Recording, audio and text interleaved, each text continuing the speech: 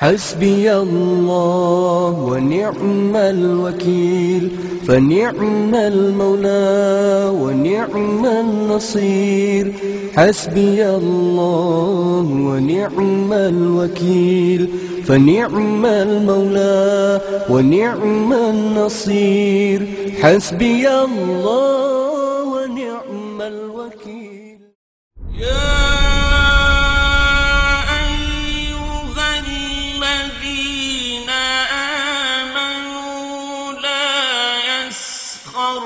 قوم من قوم عسى أن يكونوا خيرا منهم ولا نساء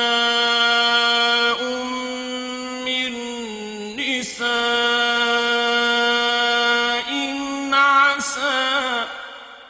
عسى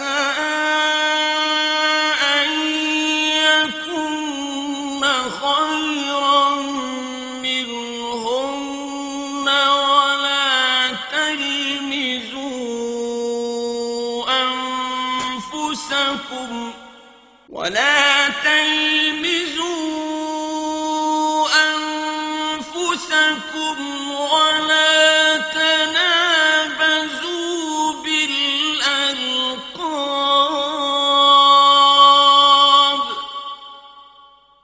بئس الاسم الفسوق بعد الإيمان ومن لم يتب فأولئك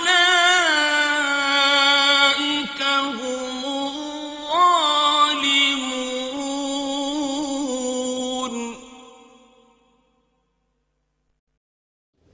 الحمد لله رب العالمين والصلاة والسلام على أشرف الأنبياء والمرسلين محمد رسول الله صلى الله عليه وسلم وعلى آله وأصحابه وأزواجه وذرياته أجمعين، وبعد، فإن أصدق الحديث كتاب الله وخير الحدي هدي محمد صلى الله عليه وسلم وشر الأمور محدثاتها وكل محدثة بدعة وكل بدعة ضلالة وكل ضلالة في النار.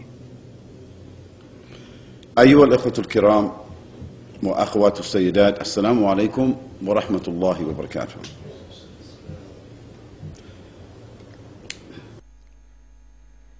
یہاں کچھ بہنیں موجود ہیں، بہتر، لہٰذا میرے معزز اسلامی بھائی اور بہنوں، ہم اللہ سبحانہ و تعالیٰ سے دعا کرتے ہیں اور پیغمبر صلی اللہ علیہ وسلم پر درود و سلام بھیجتے ہیں جو ان کے شایان شان ہے، اور ہم یاد رکھتے ہیں اللہ سبحانہ و تعالیٰ اور اس کے ملائکہ وہ پیغمبر صلی اللہ علیہ وسلم پر خصوصی درود و سلام بھیجتے ہیں، اور اللہ سبحانہ نے ہمیں حکم دیا ہے وہ جو ایمان لائے ہو تم بھی ان پر درود و سلام بھیجو۔ احساس تشکر کے ساتھ ہم کہتے ہیں اللهم صل على محمد وعلى آل محمد كما صليت على إبراهيم وعلى آل إبراهيم في العالمين إنك حميد مجيد. اللهم بارك على محمد وعلى آل محمد كما باركت على إبراهيم وعلى آل إبراهيم في العالمين إنك حميد مجيد. اس کے بعد اسلام میں میرے بھائی اور بہنوں، میں آج رات زیر بحث لاؤں گا کچھ مسائل جو رویے کی درستگی پر ہیں، اپنی اصلاح سے متعلق، اور اس بیان کا عنوان ہے اندرونی دشمن، کیونکہ آج بہت سے مسلمان وہ برسر پیکار ہیں اس دشمن سے جو بیرونی ہے، اور وہ انگلی سے اشارہ کر رہے ہیں، الزام لگا رہے ہیں، تجزیہ کر رہے ہیں، منصوبے بنا رہے ہیں، سازشیں کر رہے ہیں اور رد عمل کا اظہار کر رہے ہیں ان دشمنوں کے خلاف جو بیرونی ہیں، جبکہ وہ نتیجہ ہیں اور ماتحت ہیں اندرونی دشمن کے۔ اور اگر ہم نااہل رہتے ہیں اندرونی دشمن کو محکوم بنانے کے، اس سے کوئی فرق نہیں پڑتا ہمارا تخمینہ کیا ہے، ہماری جدوجہد کیا ہے دشمن کے ساتھ نمٹنے کی جو باہر ہے۔ اندرونی دشمن بے لگام ہے، نفس امر، اور اللہ کے پیغمبر صلی اللہ علیہ وسلم نے ہمیں بتایا تم میں سے کوئی حقیقی ایمان والا نہیں بن سکتا حتیٰ کہ تمہاری خواہشات احکام الہی کے مطابق نہیں، تمہاری طلب، تمہاری رائے، خواہش، احساسات، تمہارے جذبات احکام الہی کے مطابق ہوں، تو اس سے کہا جائے گا صاحب ایمان یوم آخرت میں اللہ سبحانہ تعالیٰ کی نظر میں یہ ہماری ذمہ داری ہے کہ پڑتال کریں اور ان کو قابو کریں، اپنی خواہشات اور اپنے احساسات اور اپنی خواہشات کی بمطابق قرآن اور پیغمبر صلی اللہ علیہ وسلم کی سنت مبارکہ۔ آج کی موجودہ دنیا کی روشنی میں یہ حالات و واقعات اور بہت سی بدتر صورتحال جن کا مسلمان روزانہ سامنا کرتے ہیں، بہت سے مقامات پر کوئی بھی عقل کا مظاہرہ کر سکتا ہے اور سمجھ سکتا ہے، کیونکہ ہمارے دماغ مرکوز ہیں اقوام اور حکومتوں پر جو بالواسطہ یا بلا واسطہ نازل کرنے کے ذمہ دار ہیں یہ بدتر صورتحال مسلمانوں پر۔ بے شک یہ فطری ہے، یہ ہمارے لیے فطری ہے، ہم برسر پیکار ہیں، یہ فطری ہے کہ ہم تشویش میں مبتلا ہیں، یہ فطری ہے کہ ہم رد عمل کریں۔ ہم دشمنوں کے خلاف جو نازل کر رہے ہیں اس قسم کی برائی مسلمانوں پر ہر جگہ، ان مجرمانہ افعال کے رد عمل کے طور پر مسلمانوں کے خلاف ہم دیکھتے ہیں، اور مساوی شور شرابہ مجرمانہ فعل کی مقدار مسلمانوں کی انتقامی کارروائی کے طور پر پریشان حالت ناراض مسلمانوں کے گروہ کی جانب سے جو یقین رکھتے ہیں انہیں گولی کا جواب گولی سے دینا چاہیے۔ ہم دیکھتے ہیں دیگر مسلمان مارچ کرتے ہوئے، چلاتے ہوئے، کھلم کھلا احتجاج کرتے ہوئے، پرامن کوشش میں یا دوسرے طریقوں سے توجہ مبذول کروائیں ان دہشت انگیز اور جارحیت کے افعال کی جانب مسلمان لوگوں پر۔ وہ محسوس کرتے ہیں اور اسے حق بجانب سمجھتے ہیں کہ یہ کم از کم ہے جو وہ کر سکتے ہیں ایک واضح دشمن کے دھاوے کا مقابلہ کرتے ہوئے۔ یہ سماجی اور سیاسی انسداد اور ظلم و ستم نے دشمنی تخلیق کرتی ہے، پیچیدہ اور ناقابل پیشین گوئی رد عمل کی اور انتہا پسند رویوں، نفرت و انتقام کی جانب رہنمائی کی ہے۔ کئی مسلمان اس رویے کا شکار بن چکے ہیں۔ میں ذاتی طور پر انتہا پسند رویوں کے حق میں نہیں، مسلمانوں کے حوالے سے وہ جو کوئی بھی ہیں، وہ جس قدر بھی حق بجانب ہوں، مقاصد جتنے بھی نیک ہوں، جس قدر بھی عالم ہوں، کیونکہ مجرمانہ افعال اور مجرمانہ رد عمل اللہ سبحانہ و تعالیٰ کی نظر میں دونوں جرم ہیں۔ اس کی کوئی بھی طرز حق بجانب نہیں ہے۔ مجرمانہ رویہ اور جارحیت جس نے یہ فراہم کیے ہیں اور رد عمل کو فروغ دیا ہے۔ کیا میں بات کرنا چاہتا ہوں اس صبح، وہ ایک دوسرا دشمن ہے میرے تخمینے کے مطابق۔ اگر اس خطرے سے بڑا نہیں تو مساوی ضرور ہے جو مسلمانوں اور مسلم معاشرے پر اثر انداز ہے، جسے اکثر بحث مباحثے میں نظر انداز کر دیا جاتا ہے اور جسے کبھی کبھار پردے میں رکھا جاتا ہے دیگر جذباتی مسائل سے۔ اندرونی دشمن۔ یہ دشمن ایک چھپا ہوا دشمن ہے۔ یہ دشمن وہ دشمن ہے جس کا چہرہ ہم نہیں دیکھ سکتے ماں سوائے اگر ہم آئینے میں جھانکتے ہیں۔ یہ دشمن امت کے اندر سے روبہ عمل ہے اور فرد کے اندر سے بھی، اور یہ دشمن تباہ کر دیتا ہے عبادات کو، اور یہ دشمن عقیدہ تباہ کر دیتا ہے، اور یہ دشمن بتدریج تبدیل کرتا ہے توانائی اور اس فرد کی سمت جو یہ دشمن اپنے اندر رکھتا ہے۔ یہ دشمن امت کے اندر سے کام کرتا ہے، اس لیے اس کا اثر دو چند ہوتا ہے، اور یہ بہت شوریدہ سر ہے اور یہ حامل ہے بے حد سنجیدہ نفسیاتی الجھن کا۔ ایک، یہ دشمن خراب کرتا ہے اور ختم کرتا ہے حتیٰ کہ مسلمانوں کے درمیان تعلقات۔ نمبر دو، یہ دشمن اسلامی پیغام کو ختم کرتا ہے اور بیخکنی کرتا ہے غیر مسلموں میں مسلمانوں کے تصور کو۔ اس دشمن کے کئی چہرے ہیں، اس دشمن کے کئی خد و خال ہیں، کچھ میں بیان کروں گا۔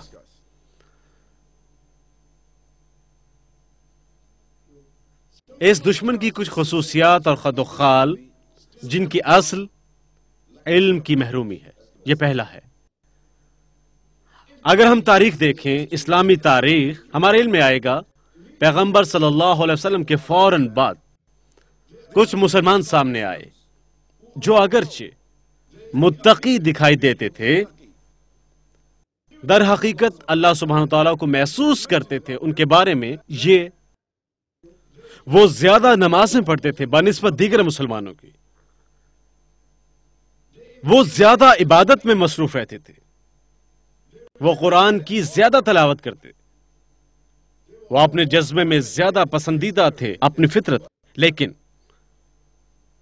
وقت گزرنے کے ساتھ ساتھ انہوں نے قرآن کی کچھ آیات مبارکہ کی غلط تشریح کی اور پیغمبر صلی اللہ علیہ وسلم کی کچھ احادیث مبارکہ کی غلط تشریح کی، اور اس غلط تشریح کے ذریعے مسلمانوں میں اشتعال پایا جانے لگا، اور صاف ظاہر ہے اس اشتعال نے رہنمائی کی نہ صرف دوسرے مسلمانوں پر الزام عائد کرنے کی، بلکہ اس نے رہنمائی کی دوسرے مسلمانوں کی جانب اشارہ کرنے یا مسلمانوں کو کافر کہنے کی، اور ناگزیر طور پر اس کے بعد اس نے مزید انتہا پسندی اختیار کی، جہاں انہوں نے آغاز کیا اور حلال قرار دے دیا دیگر مسلمانوں کے خون کو۔ یہ کیسے رونما ہوا؟ ایک سادہ سی بات، ان کے علم سے محرومی کی وجہ سے اور ان کا غلط اطلاق اللہ سبحانہ وتعالیٰ کی کچھ آیات مبارکہ کا اور کسی قدر انتہا پسند رویے کے ذریعے۔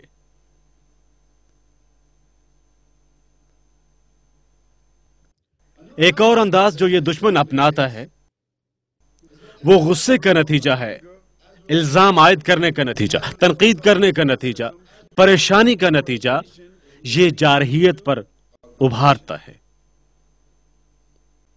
اور یہ جارحیت ایک مجرمانہ اور غیر اخلاقی رویہ ہے۔ اللہ کے پیغمبر صلی اللہ علیہ وسلم، میرا خیال ہے کہ اگلے دن امام نے تلاوت کی یا کسی نے تلاوت کی، جہاں انہوں نے فرمایا سباب المسلم فسوق وقتاله كفر، مسلمانوں سے ناروا سلوک، مسلمانوں کو لعن طعن فسق ہے، مجرمانہ فعل، وقتاله كفر، اس کے ساتھ لڑنا، اسے ہلاک کرنا ایک کھلا کفر ہے۔ ایک اور انداز جو یہ دشمن اپناتا ہے، انتہا پسند رویہ اور نقطہ نظر۔ انتہا پسندی کا مطلب ایک رویہ یا نقطہ نظر جو قابل قبول نہیں ہے، ایک رویہ یا نقطہ نظر جس کی نہیں سفارش کی جاتی، نہ ہی محفوظ ہے مسلمانوں اور ان کے مفکرین کی اکثریت کے پاس، ایک رویہ جو اللہ کے پیغمبر صلی اللہ علیہ وسلم کے لیے قابل قبول نہیں ہے۔ کچھ سادہ سی چیز جیسے غصہ انتہا پسند رویے کا ایک ذریعہ ہے۔ پیغمبر صلی اللہ علیہ وسلم نے ایک شخص سے کہا جسے غصے میں دیکھا، انہوں نے فرمایا 3 مرتبہ لا تغضب لا تغضب لا تغضب، 3 مرتبہ غصہ مت کھاؤ، غصہ مت کھاؤ، غصہ مت کھاؤ۔ ایک اور حدیث میں آپ غصے کا تذکرہ فرماتے ہیں کہ غصہ شیطان سے منسوب ہے۔ آپ غصے کی نشانیاں دیکھ سکتے ہیں جب کوئی شخص بے حد غصے میں ہوتا ہے، آپ دیکھتے ہیں کہ شیطان سے حرارت اس کے چہرے پر آ جاتی ہے، آپ دیکھتے ہیں شیطان کی حرارت آ جاتی ہے، اس شخص کا رجحان بدل جاتا ہے، ذہانت زنگ آلود ہو جاتی ہے، اور غصے کے دور میں وہ شخص کوئی چیز تباہ کر سکتا ہے، اپنی بیوی کو طلاق دے سکتا ہے، اپنے بچوں کو پیٹ سکتا ہے، اپنے بچوں کو ہلاک کر سکتا ہے۔ کس وجہ سے؟ عارضی پاگل پن سے، کیونکہ غصہ ہے ایک پاگل پن کی عارضی کیفیت۔ یہ انتہا پسند رویے کا ذریعہ ہے، انتہائی نقطہ نظر، معاملات سے متعلق پوزیشن اختیار کرنا ایک انتہا پسند طریقے سے، یعنی بجائے درمیانی راستے کے، یہ ایک اعتدال کے راستے، وہ شخص انتہا پسندانہ راستہ اختیار کرتا ہے۔ اللہ کے پیغمبر صلی اللہ علیہ وسلم ایک مرتبہ، میں اسے مختصر بیان کرنا چاہتا ہوں، ایک مرتبہ 3 اشخاص کے قریب سے گزرے جو بذات خود تصور کرتے تھے کہ وہ اظہار کر رہے تھے انتہا پسند مذہبی رویہ کے فعل کا۔ ان میں سے ایک نے کہا میں عبادت کروں گا اور میں مسلسل عبادت کروں گا، اور دوسرے نے کہا میں روزہ رکھوں گا اور میں روزہ افطار نہیں کروں گا، اور تیسرے نے کہا میں عورت کو ہاتھ تک نہیں لگاؤں گا۔ ان سب نے سوچا کہ یہ زاہدوں کے افعال ہیں۔ آپ جانتے ہیں انتہا پسند مذہبی عبادات، اور جدید دنیا میں ہم سوچتے ہیں کہ اس قسم کے لوگ کسی قسم کی علامت ہیں کہ انہوں نے کیا کیا، اپنے آپ کو وقف کر دیا ہے کسی اعلیٰ درجے کی پرستش کے لیے۔ پیغمبر صلی اللہ علیہ وسلم نے ان سے کیا فرمایا صلی اللہ علیہ وسلم؟ آپ نے پہلے شخص سے فرمایا میں عبادت کرتا ہوں، روکتا ہوں اپنی ضروریات کے لیے، او كما قال رسول الله صلى الله عليه وسلم. میں روزہ رکھتا ہوں، افطار کرتا ہوں، میں عورتوں سے محبت کرتا ہوں۔ سبحان اللہ، وہ کچھ نہیں ہے بلکہ یہ کچھ میری سنت مبارکہ ہے۔ کیا یہ درست ہے؟ فمن رغب عن سنتي فليس مني. لہذا جو کوئی میری سنت مبارکہ ترک کرتا ہے وہ مجھ میں سے نہیں ہے۔ پیغمبر صلی اللہ علیہ وسلم ان تینوں اشخاص پر ظاہر فرمانا چاہتے تھے جو نمائش کر رہے تھے فخری انداز میں انتہائی نظریات، کیا کرنے کے لیے؟ اللہ تعالیٰ کو خوش کرنے کے لیے۔ آپ ان انتہائی نظریات کو مسرد کر رہے تھے۔ ہم مسلمانوں کے مابین بہت سے بدقسمتی سے بہت سے بالخصوص نوجوان جو ایسا نقطہ نظر اختیار کر رہے ہیں اور وہ تصور کر رہے ہیں کہ یہ دینداری کی علامت ہے، یہ تقوی کی علامت ہے، یہ وفاداری کی علامت ہے۔ در حقیقت وہ پیغمبر صلی اللہ علیہ وسلم کی سنت مبارکہ کی غلط تشریح کر رہے ہیں، مسلمانوں کی نمائندگی کرتے ہیں، وہ اشتعال پھیلا رہے ہیں دنیا بھر میں، مسلمانوں میں اور مسلمانوں سے باہر بھی۔ اور اس قسم کا انتہا پسندانہ رویہ، یہ انتہا پسندانہ نقطہ نظر انتہا پسند رویے کی جانب لے جاتے ہیں۔ ایک دوسری چیز نسلی گروہ بندی ہے اور تعصبات۔ مسلمانوں کیسے یہ میرے لیے فطری ہے یا آپ کے لیے فطری ہے، خوراک کھانے کے لیے زیادہ کرو، وہ لوگ جن میں نے جنم لیا تھا لباس پہنے، یا وہ لوگ جن میں نے جنم لیا تھا، یہ آپ کے اور میرے لیے فطری ہے۔ فطری زبانیں بولیں جن میں نے جنم لیا تھا، اپنے لوگوں کے لیے احساسات کا حامل ہونا، جغرافیہ یہ نسلی احساس جہاں جنم لیا یہ فطری ہے، اور یہی وجہ ہے کہ قوم پرستی اور قبائل پرستی اسی لیے ناقابل ادراک بیماری ہے۔ یہ گیس کی مانند ہے جو اسٹوو سے خارج ہوتی ہے، آپ اس گیس کو بند کرتے ہیں، سونے کے لیے جا سکتے ہیں، گیس کو نہیں دیکھیں گے، ٹھیک ہے کیا نہیں ہے، گیس تو نظر نہیں آ رہی لیکن شاید وہ بند نہ ہوئی ہو، کیونکہ یہ ایک ناقابل ادراک بیماری ہے، یہ ناقابل اعتبار زہر ہے۔ قوم پرستی فطری ہے کیونکہ یہ فطری ذرائع سے آتی ہے، ذات کی محبت، لوگوں کی محبت، ذات اور لوگوں کے لیے تشویش، کچھ لوگ اسے حب الوطنی کہتے ہیں، لیکن یہ لے آتی ہے انتہا پسند رویے کی جانب۔ پیغمبر صلی اللہ علیہ وسلم نے اس قسم کے رویے کی مذمت کی، اور اس کا آغاز معصومانہ طریقے سے ہوتا ہے۔ آپ مسجد میں داخل ہوتے ہیں اور بیٹھنے کے لیے نظر دوڑاتے ہیں، آپ کے ہم وطن کہاں ہیں؟ میں افریقی امریکی ہوں، وسطی افریقی، ہم خود کو جو کچھ بھی پکارنا چاہیں، ایفرو آسٹریلین، جو کچھ بھی ہے۔ لہٰذا میں افریقی کو دیکھتا ہوں، میں اسے مسجد میں دیکھتا ہوں، او سبحان اللہ، اور دیکھتا ہوں، کہتا ہوں ماشاءاللہ، آپ کہاں سے ہیں؟ تب ہم اکٹھے بیٹھ جاتے ہیں، اپنی آبائی زبان میں گفتگو کرتے ہیں۔ جب بھی مسجد آتا ہوں میں اسے تلاش کرتا ہوں، اگر وہ مسجد آتا ہے وہ مجھے تلاش کرتا ہے۔ یہ معصومانہ انداز میں رونما ہوا۔ کیا رونما ہوتا ہے؟ ہم اپنے گروپ بنانا شروع کرتے ہیں، ہم آسٹریلیا میں دیگر بھائیوں کی تلاش کا آغاز بھی کرتے ہیں۔ کیا آپ افریقہ سے کسی بھائی کو جانتے ہیں؟ آپ دیگر ایفرو آسٹریلین بھائیوں کو جانتے ہیں؟ ہم اپنے گھروں میں کھانے کا آغاز کرتے ہیں، ہم چکن کھانا چاہتے ہیں کیونکہ ہم یہی پسند کرتے ہیں۔ ہم گروہ بندی کا آغاز کرتے ہیں، اس کے بعد ہم کچھ دیگر گروہ اور رویے دیکھنے کا آغاز کرتے ہیں جنہیں ہم پسند نہیں کرتے۔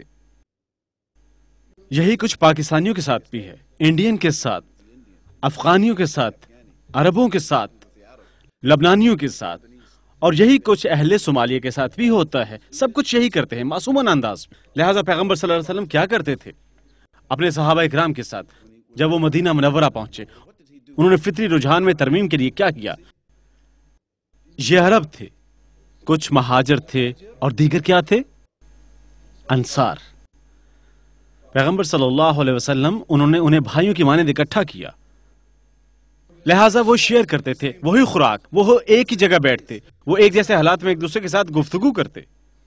آپ صلی اللہ علیہ وسلم نے بطور حکمت یہ کیا فطری رجحان میں ترمیم کرنے کے لیے. اور وہ عرب ہیں، ان کا تعلق مختلف علاقوں سے تھا. جو بھائی بھی ہیں انہیں نسلی گروہ اور تعصب سے بہت محتاط رہنا ہے، کیونکہ نسلی گروہ بندی لے جاتی ہے منفی اثرات اور تعصب کی جانب. اگر آپ دوسروں کے ساتھ مسجد میں نہیں بیٹھتے، اگر آپ دوسروں کے ساتھ نہیں پھرتے، اگر آپ دوسروں کو مدعو نہیں کرتے، اگر آپ دوسروں کی دعوت کا جواب نہیں دیتے، تو آپ انہیں بطور بھائی محسوس نہیں کریں گے، آپ انہیں غیر سمجھیں گے. آپ انہیں غیر محسوس کرنا چاہتے ہیں، ماسوائے اپنے آپ کے. آپ خود کو ترجیح دیں گے ان پر، اور شیطان آپ کے اور ان کے درمیان حائل ہوگا کہ آپ اس جانب بیٹھے ہیں اور وہ اس جانب بیٹھے ہیں، اور کبھی کبھار محسوس کرتے ہیں کہ آپ اس طرح سے کیوں دیکھ رہے ہیں، اور وہ یہی کچھ سوچیں گے. اور اس دوران آپ کی ثقافت ٹکرائے گی، اور تب وہ رویے کا اظہار کریں گے. وہ آئیں گے اور کوئی دوسرے کو پکارے گا، تمام سیاہ فام، یا تم احمق پاکستانی، یا تم یہ یا تم وہ. لا حول ولا قوة الا بالله. اور پیغمبر صلی اللہ علیہ وسلم ابو ذر سے کیا فرماتے ہیں؟ اللہ ان پر راضی ہو جب وہ اس طرح کوئی بات کہتے ہیں.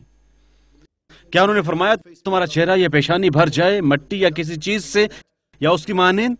اے ابو ذر، آپ نے کوئی کلام سنا ہے جہالت کی مانند؟ اور اس پر ابو ذر انہوں نے اپنی اصلاح کی، اور انہوں نے اس شخص کو بلایا جس نے یہ الفاظ کہے، اور اس نے معذرت کی، اور انہوں نے اپنا سر زمین پر رکھا اور اس شخص کو بتایا بلال اپنا پاؤں میرے سر پر رکھیں. لہٰذا ہمیں بھی اس مسئلے کو ہلاک کرنا ہے قبل اس کے کہ یہ سر اٹھاتا ہے، کیونکہ یہ ہے ایک انتہائی تباہ کن عنصر مسلمانوں کے مابین، ایک انتہائی تباہ کن عنصر مسلمانوں کے مابین. اب یہ ایک دیکھی بھالی چیز ہے، اسے برداشت کرنا ہے. اور اس نے سفر کیا ہے دادا سے بیٹے تک اور پھر پوتے تک. اور آپ کے علم میں آئے گا مسلمانوں کے مابین یہ بیماری، اور وہ یہ محسوس ہی نہیں کرتے کہ بیماری موجود ہے. اور ہم اسے مسلمانوں میں جس طرز میں دیکھتے ہیں اسے ہم کہتے ہیں ثقافتی سامان. سامان ہم اسے اٹھاتے ہیں جہاں سے وہ آتا ہے، مذہب کے عین اندر، اور ہم مذہب میں درس دیتے ہیں. آپ کیا سوچتے ہیں کہ ہم بھی ان کو درس دیتے ہیں؟ ثقافتی سامان یہ برباد کرتا ہے بھائی چارہ، یہ بے خنی کرتا ہے بھائی چارے کی، یہ برباد کرتا ہے اسلام کی تصویر کو. اس کی ایک دوسری خصوصیت ہے نظریاتی تحریف مانوی. اس کا کیا مطلب ہے؟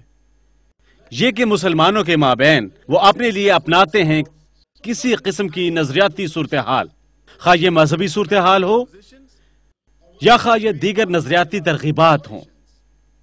لہذا کوئی شخص کہتا ہے میں حنفی ہوں، میں حنبلی کے ساتھ نماز ادا نہیں کر سکتا، میں حنبلی امام کی اطاعت نہیں کرتا، میں اس مسجد میں جاتا ہوں جو حنفی مسجد ہے کیونکہ مجھ پر پابندی ہے کہ میں اپنا مذہب تلاش کروں. اس نے کیا کیا؟ اس نے خود میں تغیر پیدا کیا، اور یہ مسلمانوں کے ساتھ رونما ہوا ہے بہتر درجے پر. لیکن ابھی زیادہ دیر نہیں گزری، زیادہ دیر پہلے نہیں، حتیٰ کہ مکہ میں، کعبہ میں مسلمان کیا کر رہے تھے؟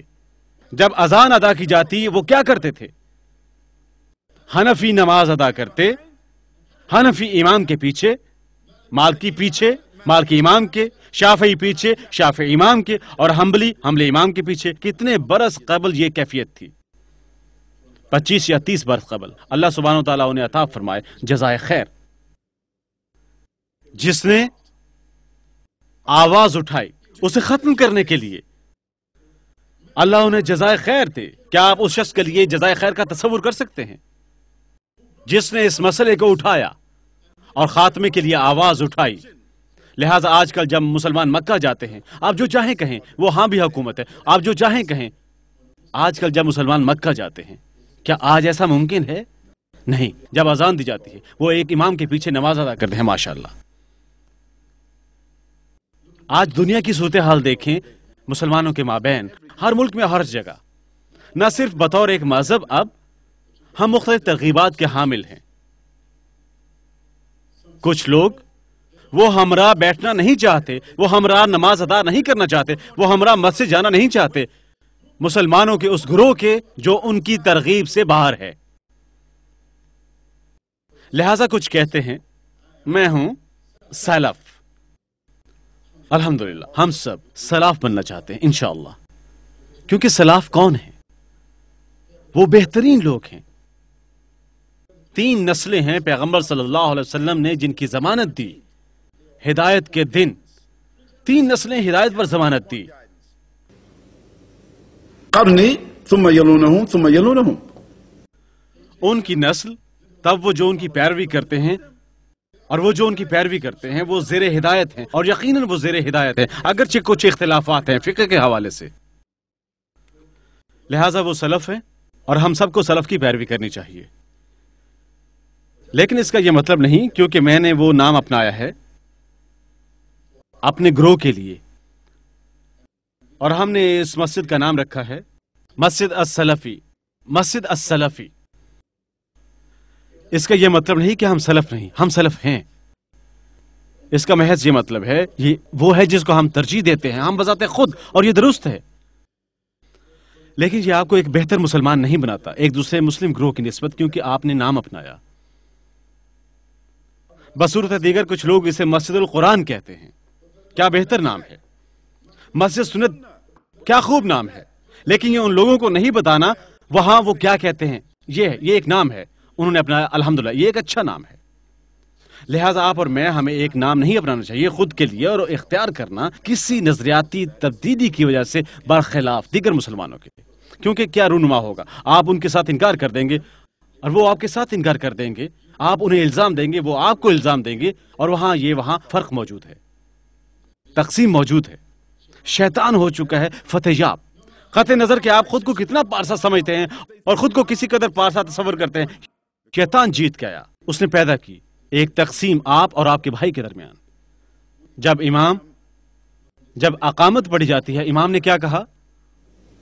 استو اعتدلوا. صفیں درست کریں، خلا پر کریں، کندھے سے کندھا ملائیں، پاؤں سے پاؤں. اگر آپ صفیں سیدھی کرتے ہیں اللہ آپ کے دل سیدھا فرمائے گا. اور اللہ صفوں کو نہیں دیکھتا کون کیا ہے بے ڈول. ان اللہ يحب الذين يقاتلون في سبيله صفا كأنهم بنيان مرصوص.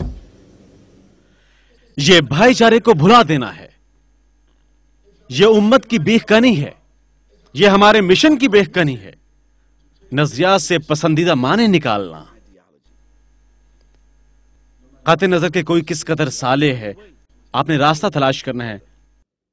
صحابی کے بارے میں کیا خیال ہے؟ جب وہ پیغمبر کے پاس ہے، وہ آپ کے پاس آیا اور اس نے دریافت کیا، میں براہ راست روایت نہیں جانتا، شاید شیخ مجھے بتا سکیں. اس نے کہا یا رسول اللہ صلی اللہ علیہ وسلم، ہمارا امام، ہم اپنے امام پر یقین رکھتے ہیں، وہ فاسق ہے، کیا ہمیں اس کے پیچھے نماز پڑھنی چاہیے؟ انہوں نے کہا او كما قال رسول اللہ صلی اللہ علیہ وسلم. آپ نے کہا نماز ادا کرو، ہر امام کے پیچھے ادا کرو، خواہ وہ نیک ہے یا نہیں. کیونکہ اگر وہ نیک ہے نماز تمہارے اور اس کے لیے ہے، اگر وہ اس کے برعکس ہے تب کیا؟ نماز تمہارے لیے ہوگی. لہذا مسجد نہیں دیکھتے ہیں کہ نماز کون پڑھا رہا ہے. یا وہ امام سگریٹ نوشی کرتا ہے، کیا میں اس کے پیچھے نماز ادا کر سکتا ہوں؟ یا یہ امام یہ حنفی ہے، امام یہ ہے یا وہ ہے، اس یا اس نقطہ نظر کا حامل ہے. ایک بھائی نے کل مجھ سے پوچھا اس نے کہا کہ آپ کہہ رہے تھے کہ ہم خوش قسمت ہیں کہ ہمارے پاس ہے مفتی ہماری مسجد میں، اور ہمیں چاہیے مسجد آئیں اور ان کے ساتھ بیٹھیں اور ان سے سوالات پوچھیں، مجھ سے نہ پوچھیں۔ میں نے ان لوگوں کو بتایا آپ مجھ سے فقہ کے سوال کیوں پوچھ رہے ہیں؟ یہاں آپ کے پاس مفتی ہیں، وہ محض نماز پڑھاتے ہیں۔ فاسألوا أهل الذكر إن كنتم لا تعلمون. اس سے پوچھے جو جانتے ہیں، مجھ سے مت پوچھیں، میں محض آپ میں سے ایک ہوں، مجھے خود پوچھنے کی ضرورت ہے۔ جس کے بارے میں جانتا ہوں، کوئی چیز جس کا میں مشورہ دیتا ہوں، جس کے بارے میں رائے دیتا ہوں، جس کی تقلید کرتا ہوں، لیکن میں اہل ذکر میں سے نہیں ہوں۔ آپ کے پاس کوئی موجود ہے؟ لہذا بھائی نے کہا ہاں، لیکن شیخ جانتا ہے، وہ کچھ بے ڈول آئیڈیاز جانتا ہے اس بارے میں اس بارے میں۔ میں نے کہا سبحان اللہ بھائی، کیا آپ کبھی بیمار ہوئے ہیں؟ کیا آپ کی بیوی بیمار ہوئی؟ آپ کے بچے بیمار ہوئے؟ اس نے کہا ہاں۔ میں نے کہا کیا آپ انہیں ڈاکٹر کے پاس لے گئے؟ ہاں۔ آپ کے بچے ہیں؟ اس نے کہا ہاں۔ وہ کہاں پیدا ہوئے؟ اس نے کہا ہسپتال میں۔ او کسی نے آپ کے بچے کو کھینچا آپ کی بیوی کے شکم سے، انہوں نے آپ کی بیوی کے اندر ہاتھ ڈالے، بچے کو باہر کھینچا۔ کیا آپ عقیدہ جانتے ہیں؟ نہیں، آپ نہیں جانتے۔ آپ دندان ساز کے پاس جاتے ہیں، کیا آپ اس کا عقیدہ جانتے ہیں؟ نہیں جانتے۔ کیا آپ نے پوچھا وہ مسلمان ہے یا نہیں؟ نہیں، آپ نے پوچھا نہیں۔ آپ ضرورت کے تحت ان کے پاس گئے اور پرواہ نہ کی خواہ وہ نیک تھے یا بد، ہم جنس پرست تھے، کافر یا کچھ نہیں۔ آپ محض کیا چاہتے تھے؟ صورتحال سے نجات۔ ہم روزانہ کافر کے پاس جاتے ہیں اپنی صورتحال سے نجات کے لیے، اور ہم مفکر کے بارے میں بات کر رہے ہیں جو کسی غلط چیز کا حامل ہے کچھ افکار میں۔ کیا مفکر معصوم ہے؟ کیا ان میں سے کوئی؟ محض رسول صلی اللہ علیہ وسلم اور صحابہ کرام کے انہوں نے فرمایا ہم لیتے ہیں اور ہم ایک سے چھوڑ دیتے ہیں مگر رسول اللہ صلی اللہ علیہ وسلم، کیونکہ رسول اللہ صلی اللہ علیہ وسلم ہی وہ ہستی ہیں جو معصوم ہیں، وہ واحد ایسی ہستی ہیں جن کے الفاظ جیسا کہ اللہ سبحانہ وتعالی نے ہم سے فرمایا وما آتاكم الرسول فخذوا وما نهاكم عنه فانتهوا. ہم اسلام کے مفکرین سے لیتے ہیں جو کچھ وہ ہمیں دیتے ہیں، اور ہم سمجھتے ہیں ممکن ہے ہو سکتی ہے کچھ کمی جہاں سے وہ حاصل کرتے ہیں، کوئی بہتر چیز بھی ہو سکتی ہے جہاں سے انہوں نے حاصل کیا، اور ہم کرتے ہیں جو علماء نے کیا، ہم نے کیا جو مجتہدین نے کیا، کیونکہ آپس میں انہوں نے ایک دوسرے سے حاصل کیا جو کچھ انہیں درست محسوس ہوا، اس کے بعد ان کے علم میں کوئی چیز آئی جو بہتر ہے، تب انہوں نے اس شخص سے جو حاصل کیا انہوں نے بدل دیا جو کچھ انہوں نے بہتر پایا اس کے ساتھ، لیکن انہوں نے اس مفکر پر بہتان نہیں لگایا۔ کیسے؟ ہماری صورتحال کیا ہوگی اگر ہم پاتے ہیں آسٹریلیا میں 4 مفکرین، یہاں 4 بڑے مفکرین، اور ہم ان چاروں کو اچھا پاتے ہیں لیکن ان میں سے کوئی کامل نہیں اور کوئی جسے ہم زیر معائنہ رکھتے ہیں، اور ہم ہر ایک میں کوئی خامی پاتے ہیں، لہٰذا ہم ہر ایک سے کہتے ہیں ہم کسی کی پیروی نہیں کر رہے، لہٰذا ہم کس کی پیروی کریں گے؟ ہم کسی کمتر کی پیروی کریں گے۔ اور جب آپ اس شخص کو پاتے ہیں جو ان سے کم ہے، اگر آپ اس کا قریبی معائنہ کرتے ہیں آپ کیا پائیں گے؟ آپ اس میں بھی کوئی خامی پائیں گے۔ آپ اس کے گھر جاتے ہیں، آپ اس کی بیوی میں کچھ نہ کچھ دیکھتے ہیں، اس کی بیوی کا لباس درست نہیں، یا آپ اس کے گھر جاتے ہیں اور ممکن ہے آپ کچھ موسیقی سنتے ہیں اس کی ٹی وی پر، یا کچھ اور آپ کے علم میں آتا ہے، یا وہ آپ کے علم میں آتا ہے، یا آپ نے سنا اس نے سود پر گاڑی خریدی ہے، یا آپ اور وہ سنتے ہیں، لہذا کیا رونما ہوگا؟ لہذا آپ کس کی پیروی کریں گے؟ اس سے کم تر کی، اور وہ کون ہوگا؟ حتیٰ کہ آپ ایک احمق کی پیروی کریں گے یا آپ اپنی پیروی کریں گے۔ اور یہ جو کچھ اللہ کے پیغمبر صلی اللہ علیہ وسلم نے ہم سے تذکرہ فرمایا کہ وہ وقت آئے گا جب اللہ سبحانہ وتعالی لوگوں سے علم دور کر دے گا، وہ کیسے اسے دور کر دے گا؟ وہ عالم فاضل لوگ اٹھا لے گا، اور لہذا جب عالم فاضل لوگ اٹھائے گئے یا انہیں نظر انداز کیا گیا، تب لوگ کیا کریں گے؟ وہ جاہل لوگوں کا انتخاب کریں گے، وہ علم تلاش کریں گے اور ان جاہل لوگوں کے سے فتوے لیں گے، اور وہ جاہل لوگ انہیں گمراہی کی جانب لے جائیں گے۔ آج کیا ہو رہا ہے؟ ہمیں احترام کرنا ہے علم کے حامل لوگوں کا، خواہ وہ علماء ہیں، فقہا یا علم کے طالب علم، ہمیں ان کا احترام کرنا ہے، کیونکہ اللہ کے پیغمبر صلی اللہ علیہ وسلم نے کئی احادیث مبارکہ عطا فرمائیں علم کی خصلت، اور ان کی خصلت جو علم کی جستجو کرتے ہیں، اور ہماری ذمہ داری ان لوگوں کی پیروی کریں جو علم کے حامل ہیں، ان سے تلاش کرنا جوابات اپنے مسائل کے لیے، اور علم کبھی ذریعہ نہیں ہونا چاہیے مسلمانوں کا دیگر مسلمانوں کے بائیکاٹ کا یا دیگر مسلمانوں پر اپنی مرضی مسلط کرنے کا. یہ مسئلہ نہیں ہونا چاہیے. اگر کوئی کام علم کو کرنا چاہیے تو برداشت کرنے کا. یہ ہمیں بناتا ہے زیادہ صابر، یہ ہمیں بناتا ہے قدردانی کے زیادہ حامل، ایک دوسرے کی پوزیشن کی زیادہ واقفیت. تب عدم برداشت کا مسئلہ اور اعتدال کا. مسلمان آپس میں بحث کرتے ہیں، ایک دوسرے کو برے ناموں سے پکارتے ہیں، آپس میں بائیکاٹ کرتے ہیں، ایک دوسرے کو دھمکی دیتے ہیں، ایک دوسرے کی سرزنش کرتے ہیں. آج سبحان اللہ انٹرنیٹ پر چلے جائیں، کسی بھی مسلم ویب سائٹ پر جائیں، مسلمان دیگر مسلمانوں کے بارے میں بدترین باتیں کر رہے ہوتے ہیں. تب آپ دیکھیں گے کافر مسلمان کے بارے میں کیا کہہ رہے ہیں. ہاں میں نے کوئی سنا ہے کہ کافر نے مسلمان کے بارے میں کہا اپنی ویب سائٹوں پر بڑی شوریدہ سری کے ساتھ، لیکن یہ جاہل ہے، آپ بہانہ کر سکتے ہیں یہ کافر ہے، وہ ہمیں جانتا تک نہیں، لہذا اگر وہ ہمیں نہیں جانتا ہمیں پرواہ نہیں وہ ہمارے بارے میں کیا کہتا ہے. لیکن اگر آپ کچھ ویب سائٹوں پر جائیں، آپ جا سکتے ہیں بذات خود، آج ہی آپ نے انہیں دیکھا اور مسلمان بھائی تہمت لگا رہے ہیں بڑے مفکرین پر، کہہ رہے ہیں وہ گمراہ ہیں، اور حتیٰ کہ کچھ صورت احوال میں وہ کافر ہیں.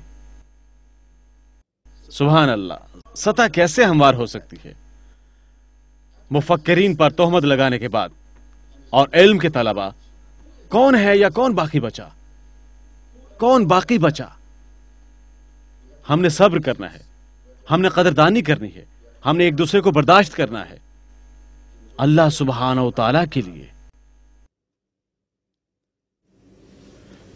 عن ابي عمرو وقيل ابي عمرو سفيان ابن عبد الله رضي الله عنه قال قلت يا رسول الله صلى الله عليه وسلم قل لي في الإسلام قولا لا أسأل عنه أحدا غيرك قال قل آمنت بالله ثم استقم. ابو عامر کی سند پر وہ ابو عمرہ بھی کہلاتے ہیں. سفیان ابن عبداللہ رضی اللہ عنہ نے عرض کیا اللہ کے پیغمبر صلی اللہ علیہ وسلم مجھے اسلام کے بارے میں کچھ بتائیں جو میں آپ کے علاوہ کسی سے نہیں پوچھ سکتا. آپ صلی اللہ علیہ وسلم نے فرمایا کہو میں اللہ پر ایمان رکھتا ہوں، ثم استقم. کہو میں اللہ پر ایمان رکھتا ہوں اور اس لیے اور ایماندار رہو. یہ کردار کا ایک مسئلہ ہے.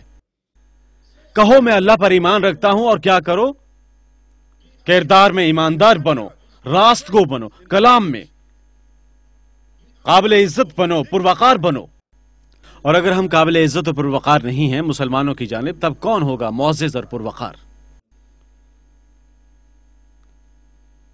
ایک دوسرا مسئلہ ہے بری منصوبہ بندی اور تفرقہ انگیز وقت.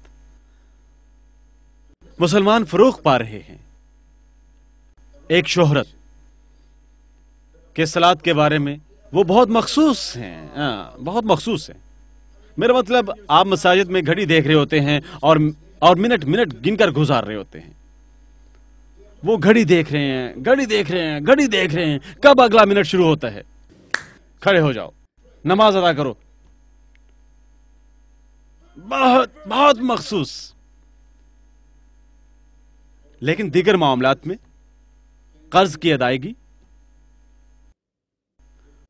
وقت کی قدر، کسی سے ملنا جبکہ ملاقات طے ہو، کسی چیز کا وقت پر آغاز، کب آغاز کرنا ہے کوئی پرواہ نہیں. اس دنیاوی مسئلے کے، لین دین کے مسائل، انسانی تعلقات کے مسائل، سماجی تعلقات کے مسائل، مسائل جو اس قدر اہم ہیں وہ وقت کی پرواہ نہیں کرتے. لیکن مسجد کے اندر جب وہ عبادت کر رہے ہوتے ہیں وقت کی بڑی اہمیت ہوتی ہے. میں لندن کی ایک مسجد میں گیا 3 ہفتے قبل، اور ایک شخص نے مجھے بتایا کہ مجھے اجازت نہیں اس مسجد میں نماز پڑھنے کی اگر میں جرابوں پر مسح کرتا ہوں. سبحان اللہ. اگر میں جرابوں کے اوپر مسح کرتا ہوں وہاں نماز ادا نہیں کر سکتا. اس نے بتایا اپنی جرابیں اتاریں، پاؤں دھوئیں، وغیرہ آپ کو مسجد میں داخل نہیں ہونا چاہیے. وہ ایک معمر شخص تھا، میں کیا کر سکتا ہوں؟ الحمدللہ لندن میں لاتعداد مساجد ہیں اور میں بحث نہیں کرنا چاہتا، لہٰذا میں نے وہ جگہ چھوڑ دی اور دوسری جگہ چلا گیا۔ آپ کیا سوچتے ہیں؟ صلات کے بعد ایک دن میں اسی مقام پر آیا، یہ شخص سیڑھیاں اتر کر اس کی ایک الماری ہے وہ حرام فروخت کر رہا ہے۔ سبحان اللہ، کیا سوچ ہے کہ وہ ایک مسلمان ہے۔ اس نے کہا کہ میں اس مسجد میں نماز ادا نہیں کر سکتا کیونکہ میں نے اپنی جرابوں پر مسح کیا ہے۔ سیڑھیوں کے نیچے وہ فحش رسائل فروخت کر رہا ہے، سگریٹس، آپ اسے کیا کہتے ہیں، لاٹری ٹکٹ، اور اس کے پاس کعبہ کی ایک تصویر بھی ہے الماری کے عین اوپر۔ میں نے کہا سبحان اللہ۔ اور مہک اور صفائی سے محروم، مہک اور صفائی سے محروم، سادہ مسئلہ ہے بھائیو۔ اور بھائیو دیکھو، ہم سب سے بہتر ہو سکتے ہیں، یہ آپ پر تنقید نہیں ہے، یہ مجھ پر تنقید ہے، یہ ہم پر تنقید ہے، سب پر، کنبوں پر۔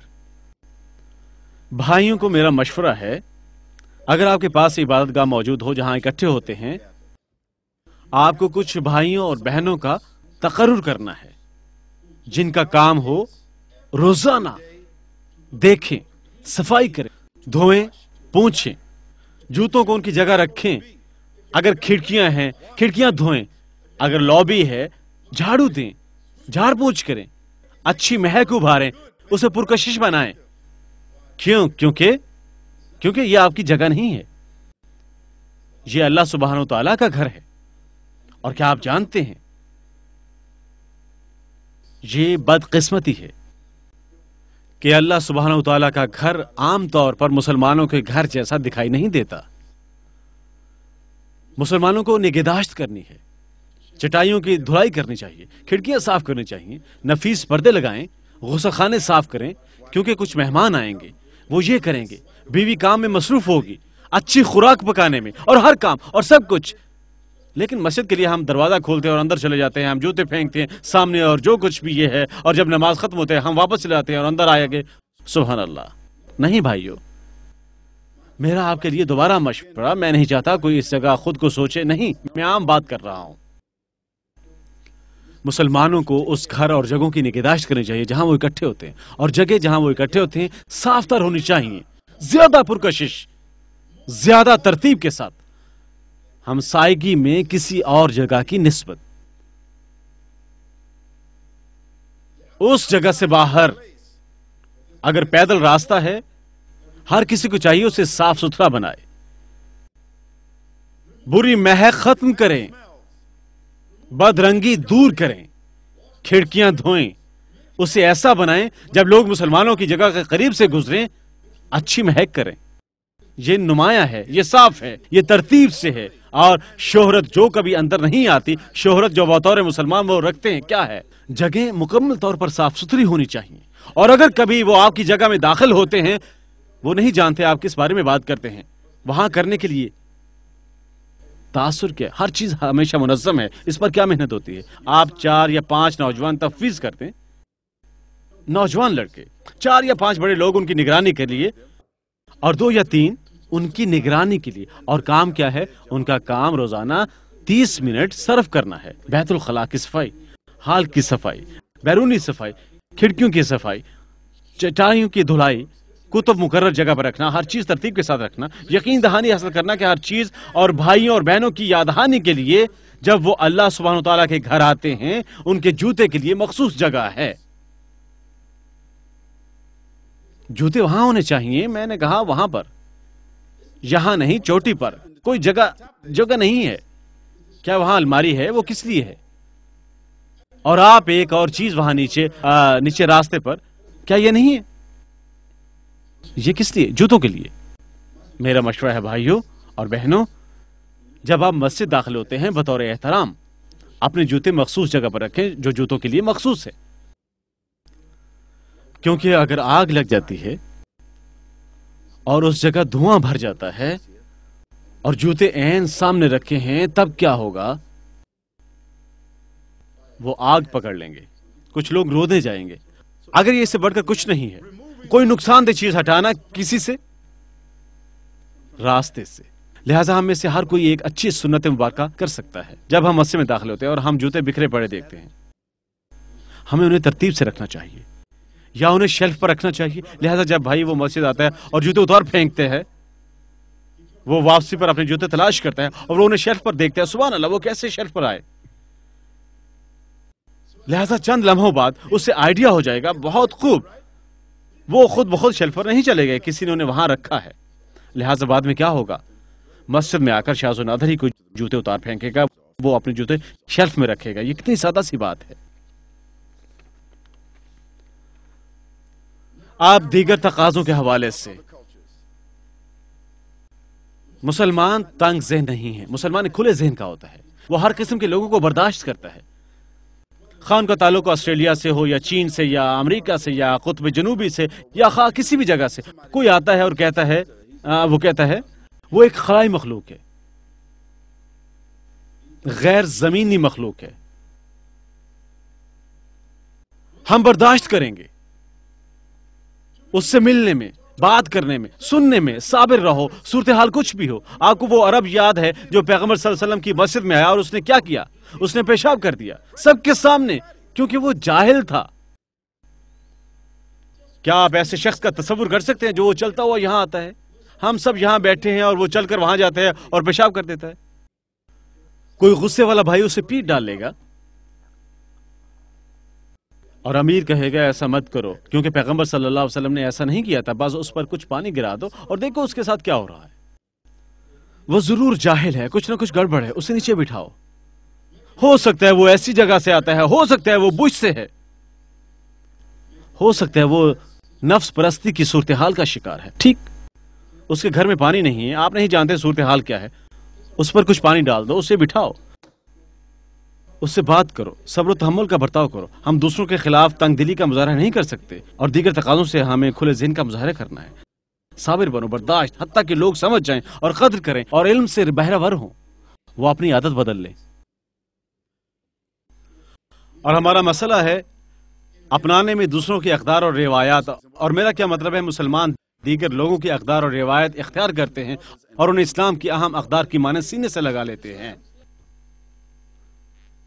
مسلمان اہمیت دیتے ہیں کہ انہیں قبول کیا جائے، آسٹریلوی یا امریکی یا برطانوی قبول کیا جائے،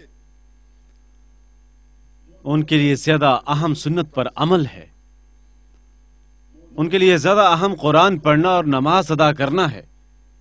ایک شخص صبح اٹھے گا 7:30 بجے، وہ لیٹ ہے، وہ عام طور پر 7 بجے گھر سے نکلتا ہے، وہ کافی انڈیلتا ہے، سگریٹ سلگاتا ہے، وہ بھاگتا ہے بس پکڑنے کے لیے یا شاہراہ پر جانے کے لیے۔ آخر کس لیے؟ اپنے کام پر جانے کے لیے، لیکن نماز فجر ادا نہیں کی۔ اور اگر فجر ادا کرتا ہے اسے کوئی احساس، کوئی پرواہ نہیں کہ اس نے مسجد میں نماز ادا نہیں کی۔ وہاں کیا ہوتا ہے؟ روایات اور اقدار جہاں وہ ہے اور دنیاوی مسائل اور متعلقہ ضروریات زیادہ اہم بن چکی ہیں اللہ اور اس کے پیغمبر صلی اللہ علیہ وسلم کے مقابلے میں۔ یہ سوچ کہ مذہب الگ ہے درسگاہوں سے، یہ عربی زبان میں نام ہے، مجھے لادینی لفظ اچھا نہیں لگتا، نہیں، یہ ایک انتہا پسندی ہے۔ لادین ہونا وہ لوگ جو ہیں علمانیہ، دیکھا، لوگ جو سوچتے ہیں کہ مذہب الگ ہے جامعاتی مسائل سے اور دین سے، اور وہ اسی مانند مذہب کو علیحدہ کرتے ہیں۔ یہ جامعاتی ہے اور یہ مذہب ہے، اور یہ دونوں آپس میں کوئی تعلق نہیں رکھتے۔ اس کا مطلب ہے یہ میرے لیے ہے اور یہ اللہ کے لیے ہے، کوئی فرق نہیں۔ یہ مذہب کے لیے ہے اور یہ زندگی بنانے کے لیے، وہ علیحدہ نہیں کرتے، الگ الگ کرتے ہیں۔ لہذا کفار ایسے ہی رہتے ہیں، وہ کہتے ہیں کس کے درمیان علیحدگی؟ چرچ اور ریاست۔ مسلمان کہتے ہیں کس کے درمیان علیحدگی؟ مسجد اور ترقی کرنے کے امور۔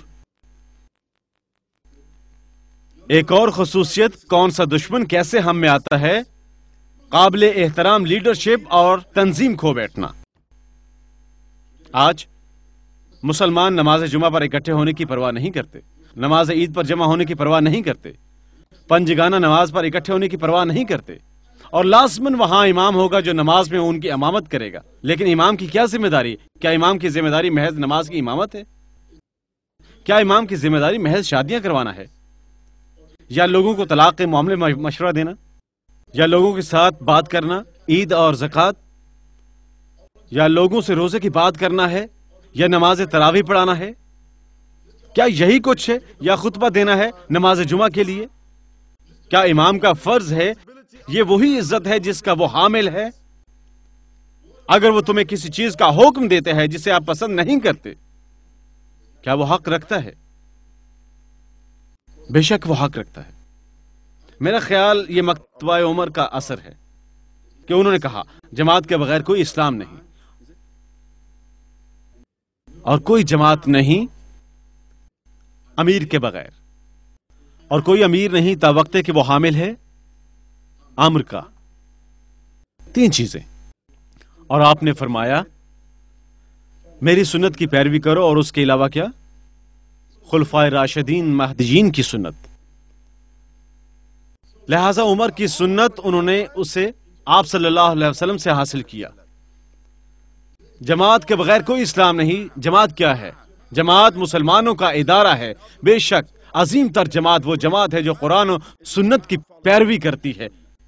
جماعت کا دماغ مسلمانوں کا ایک امیر کے پیچھے اجتماع ہے، اور بے شک کچھ اختلاف بھی پایا جاتا ہے۔ کیا ہم امام کو پکار سکتے ہیں ایک گروہ کا امیر یا نہیں؟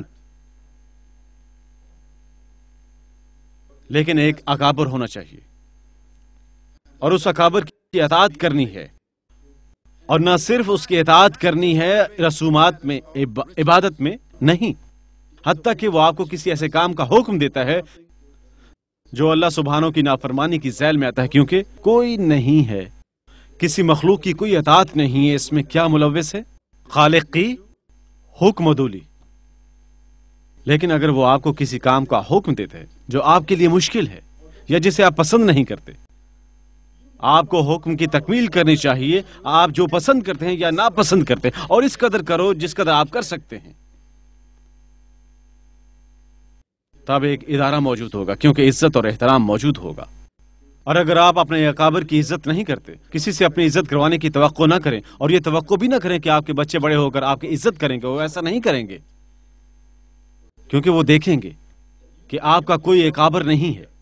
آپ کا بیٹا کیوں آپ کی تقلید کرے ماں سوائے یہ کہنے کے کہ نہیں۔ اسلام میں ایک لیڈرشپ ہونی چاہیے، اسلام میں احتساب ہونا چاہیے، اسلام میں نظم و ضبط ہونا چاہیے، اسلام میں ایک ادارہ ہونا چاہیے، کیونکہ اگر منظم ہو سکتے ہیں آپ منصوبہ بندی کر سکتے ہیں۔ جب آپ منصوبہ بندی کر سکتے ہیں آپ پیشگوئی کر سکتے ہیں،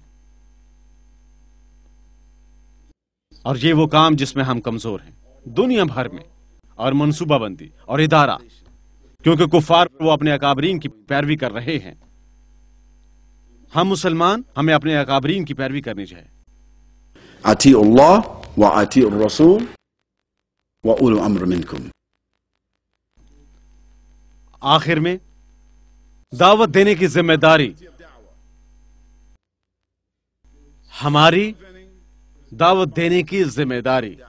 ہم ہیلے بہانے کرتے ہیں یہ سوچتے ہوئے کہ وہ لوگ جو دعوت دینے کے ذمہ دار ہیں وہ امام ہیں، مفکرین، علم کے طالب علم، یہ وہ لوگ ہیں جو دعوت دیتے ہیں۔ مجھے اس بارے میں کیوں فکر کروں؟ اگر کوئی اسلام میں دلچسپی رکھتا ہے میں اسے مسجد لاؤں گا اور امام سے کہوں گا امام یہ میرا دوست ہے۔ یا ہم تصور کرتے ہیں وہ شخص جس نے کسی کو شہادت دینی ہے پادری ہے، امام، مفکر۔ یہ کس نے کہا؟ اللہ کے پیغمبر صلی اللہ علیہ وسلم نے فرمایا بلغوا عنی ولو آیہ، تبلیغ کرو، درس دو جو کچھ تمہارے پاس ہے، اگرچہ یہ ایک آیت مبارکہ ہی کیوں نہ ہو، ایک آیت مبارکہ، محض ایک حدیث مبارکہ، میرے لیے تبلیغ کرو۔ انہوں نے آخری خطبے میں فرمایا وہ لوگ جو موجود ہیں میرا بیان ان تک پہنچا دیں، جو موجود نہیں ہیں۔ ہماری ذمہ داری آپ کی اور میری اپنی بہترین اہلیت کے مطابق دین کو سمجھنا ہے، علم کی جستجو، اس علم کا فعال نقطہ اس علم کی جانب مدعو کرنا ہے کہ مصائب پر صبر اختیار کرے جو آئے گا اس علم کی تشہیر سے، یہ ہماری ذمہ داری ہے۔ وہ مسلمان جو اس کام میں دھوکہ دیتا ہے یا اسے نظر انداز کرتا ہے وہ مورد الزام ہے، کیونکہ وہ مرد یا خاتون یا تو وہ سست ہیں، وہ دعوت نہیں دینا چاہتے، یا وہ یہودیوں کی مانند بن چکے ہیں، وہ خزانہ اپنے لیے محفوظ رکھنا چاہتے، کوئی انہیں اپنے مذہب میں مدعو نہیں کرنا چاہتا، وہ کسی کو بھی اپنے مذہب میں مدعو کرتے ہیں۔ اور کچھ مسلمان قطعاً دعوت نہیں دیتے، وہ مسلمانوں کے ساتھ باتیں کرتے ہیں، ان کے ساتھ کھاتے پیتے ہیں، ان کے ساتھ کھڑے ہوتے ہیں، لیکن وہ غیر مسلموں کو کوئی دعوت نہیں دیتے اور انہیں مسجد مدعو نہیں کرتے، انہیں اپنے گھر میں مدعو نہیں کرتے۔ انہوں نے یہ سنت مبارکہ کہاں سے حاصل کی؟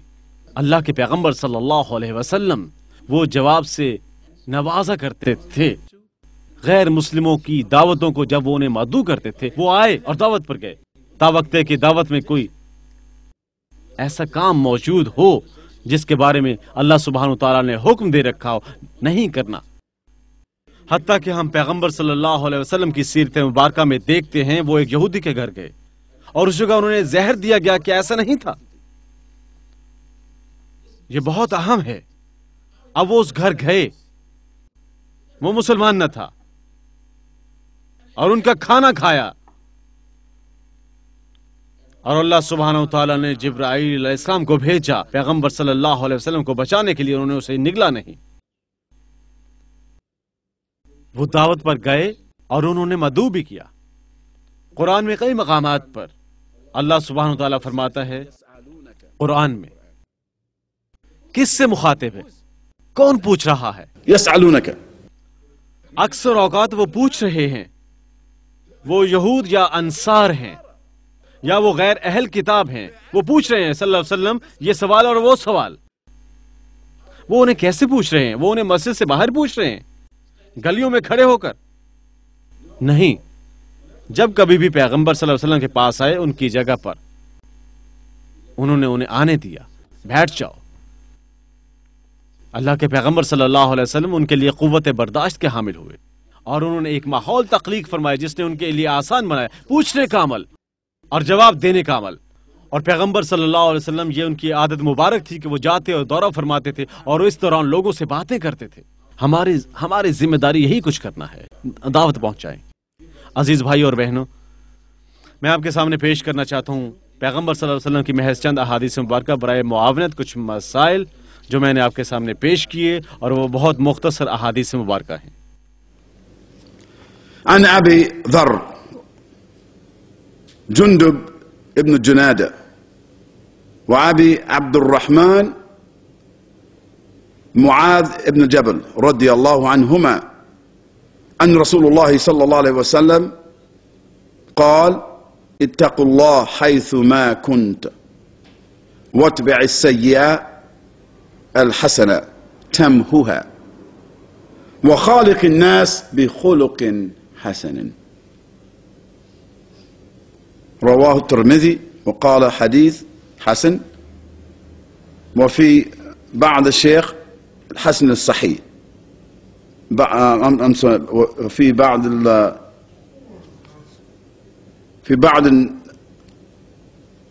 نسخ ابو ذر رضی اللہ تعالیٰ عنہ کی سند حاصل ہے جندب ابن جنادہ اور ابو الرحمن ایک اور نام معاذ ابن جبر سے۔ اللہ تعالیٰ آپ سب پر راضی ہو کہ اللہ کے پیغمبر صلی اللہ علیہ وسلم نے فرمایا، اللہ سے ڈرو تم جہاں کہیں بھی موجود ہو، اور گناہ کرنے کے بعد نیک عمل کرو اور یہ اسے دھو ڈالے گا، اور اس کے بعد لوگوں کے ساتھ اچھے رویے سے پیش آؤ۔ یہ ترمذی نے تحریر کیا کہ یہ ایک اچھی حدیث مبارکہ، اور ترمذی کے مجموعے کے کچھ نسخے اس بارے میں کہا گیا تھا ایک اچھی اور مسند حدیث سے مبارکہ۔ عن ابو هريرة رضي الله عنه أن رجلا قال النبي صلى الله عليه وسلم أوصني يرحمك الله أوصني قال لا تغضب فردد مرارا قال لا تغضب رواه البخاری۔ اسے ابو ہریرہ کی سند حاصل ہے رضی اللہ تعالی عنہ انہوں نے کہا ایک شخص پیغمبر صلی اللہ علیہ وسلم کے پاس آیا اور پیغمبر صلی اللہ علیہ وسلم سے عرض کیا یا رسول اللہ، یا اس نے کہا برائے مہربانی مجھے مشورہ دیں. اس نے اس حدیث مبارکہ میں یہ نہیں کہا یا رسول اللہ، اس نے محض کہا مجھے مشورہ دیں. اور وہ شخص، اس شخص کے ساتھ پیغمبر صلی اللہ علیہ وسلم غصہ مت کھاؤ. اس شخص نے کئی مرتبہ اپنا سوال دہرایا اور پیغمبر صلی اللہ علیہ وسلم نے فرمایا غصہ مت کھاؤ. اس کے راوی البخاری ہیں. اور آخری حدیث مبارکہ میں آپ کے ساتھ شیئر کرنا چاہتا ہوں. رسول اللہ صلی اللہ علیہ وسلم نے عن فرمایا أبي هريرة رضي الله عنه قال قال رسول الله صلى الله عليه وسلم من حسن الإسلام المرء تركه ما لا يعني. اسے ابو ہریرہ کی سند حاصل ہے رضی اللہ عنہ، جنہوں نے کہا کہ اللہ کے پیغمبر صلی اللہ علیہ وسلم نے فرمایا ایک اچھا مسلمان ہونے کا ایک حصہ یہ بھی ہے کہ علیحدہ رہے، یعنی جس کے ساتھ اس کا کوئی تعلق نہیں. بہت آسان زبان میں اپنے کام سے کام رکھا جائے، ان کاموں کی ٹو میں نہ رہو جو تمہارے متعلقہ نہیں.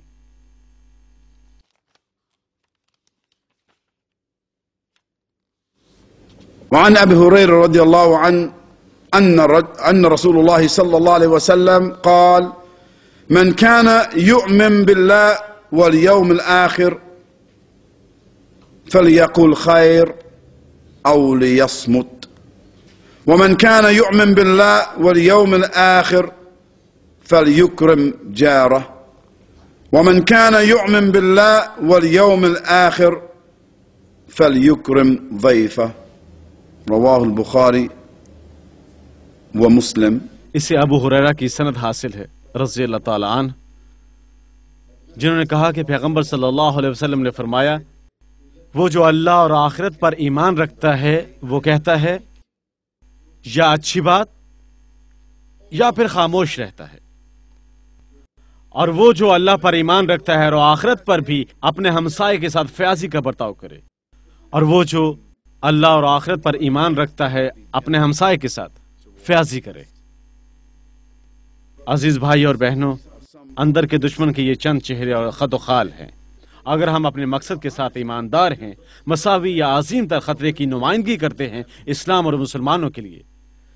زیر بحث لاتے ہوئے یہ خصوصیات میں کسی پر الزام تراشی یا تنقید نہیں کر رہا، بلکہ میں جسم میں بیماری کی شناخت کروا رہا ہوں جس کا ایک حصہ میں بھی ہوں.